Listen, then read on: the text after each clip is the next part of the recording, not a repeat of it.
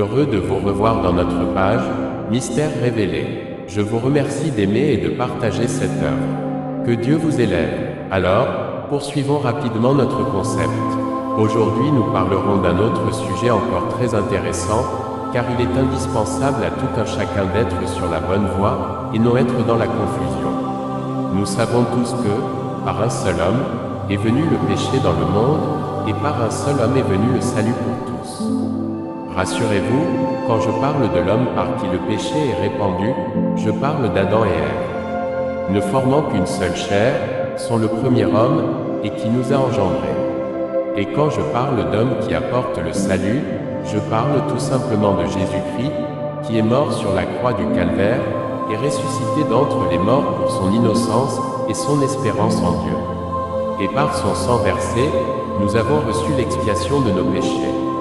Béni soit notre Dieu pour ce don précieux. Alors, dans la Genèse, l'Éternel Dieu, parmi les arbres qu'il a créés dans le jardin d'Éden, a planté deux arbres importants, d'où nous avons l'arbre ayant les fruits de la connaissance du bien et du mal, et celui de la vie. Cependant, rassurez-vous que l'Éternel Dieu ne crée pas quelque chose pour rien. Tout ce qu'il a créé a un rôle bien précis à jouer. Nous savons que l'Éternel Dieu a défendu à l'homme de consommer le fruit de la connaissance du bien et du mal. Car, comme il l'a dit, le jour où tu en mangeras, tu mourras. Mais de quelle mort parlait-il? Il parlait ici non pas de la mort spirituelle, mais de la séparation de l'homme de son Créateur Dieu. Chaque chose que Dieu dit a une justification. La preuve, la perte d'un proche prouve de quelle mort l'Éternel Dieu disait à l'homme. Tout simplement de la séparation. Donc, la mort signifie une séparation. D'où cette image que Dieu nous montre, sur nous-mêmes, prouve à quel point ce qu'il dit est bien fondé et vrai. Lorsqu'on parle du fruit, on fait allusion à une récompense d'une œuvre. Or, nous avons ici une association de deux œuvres, le bien et le mal, qui forment un. Ce bien n'est pas le reflet de la bonté de Dieu, car il est associé au mal.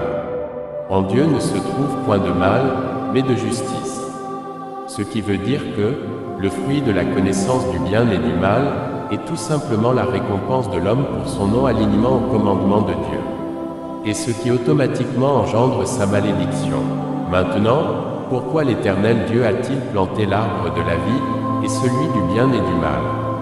Tout simplement parce qu'il savait que l'homme allait être tenté par le diable et qu'il cédera.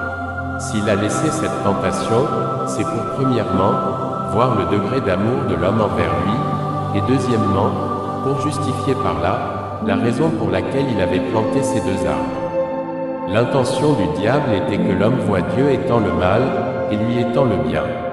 L'Éternel Dieu, sachant cela, créa une embuscade, qui est l'arbre du bien et du mal, par lequel le diable passe pour causer la chute de l'homme, ignorant le but de la présence de l'arbre de la vie, qui est d'ailleurs la solution au problème.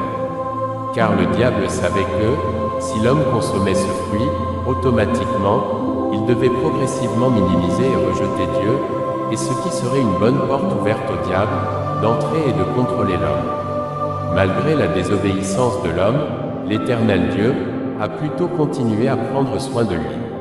Tout simplement parce qu'il savait que l'homme allait lui désobéir et qu'il serait, et est la cible du diable, pour se venger. Donc c'est par le grand amour de Dieu envers l'homme, qu'il a planté l'arbre de la connaissance du bien et du mal, pour lui préserver du pire, qui était la mauvaise intention du diable comme nous l'avons dit plus haut. Et c'est ce que notre Dieu continue de faire jusqu'aujourd'hui. Il nous préserve toujours du pire. Cela a permis à l'arbre de la vie de justifier aussi sa présence et son importance. Car tout ce qui existe a un rôle à jouer. Cet arbre ayant le fruit de la vie de l'homme, qui est le moyen par lequel l'homme revient à son Créateur, et Jésus, Fils de Dieu, le médiateur. C'est cette stratégie de Dieu qui permet à la vie, à Jésus, de se révéler à nous. Mais cela ne pouvait pas se faire à l'instant que l'homme est chuté. Car comme toute œuvre a une récompense, l'homme devait avoir la récompense de son acte.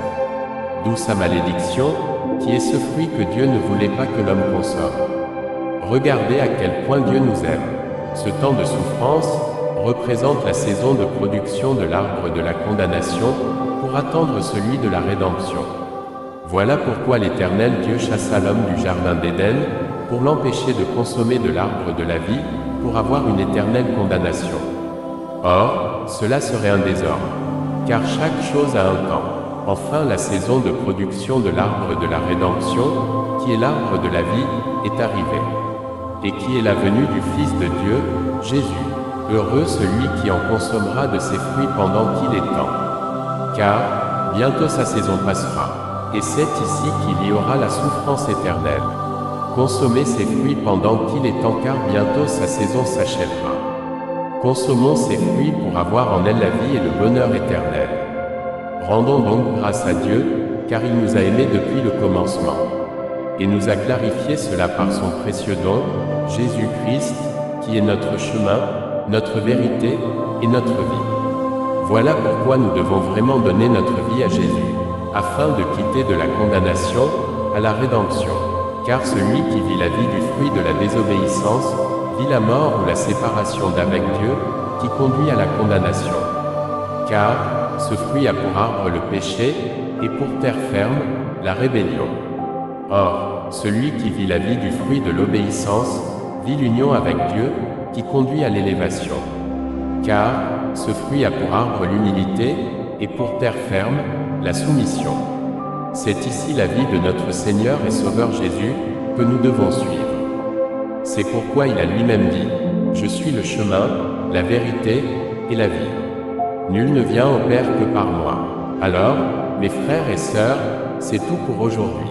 Retenez toujours que nous évitons des lectures longues, pour vous garantir une lecture modérée. Rendez-vous dans la prochaine vidéo. Encore des mystères à révéler.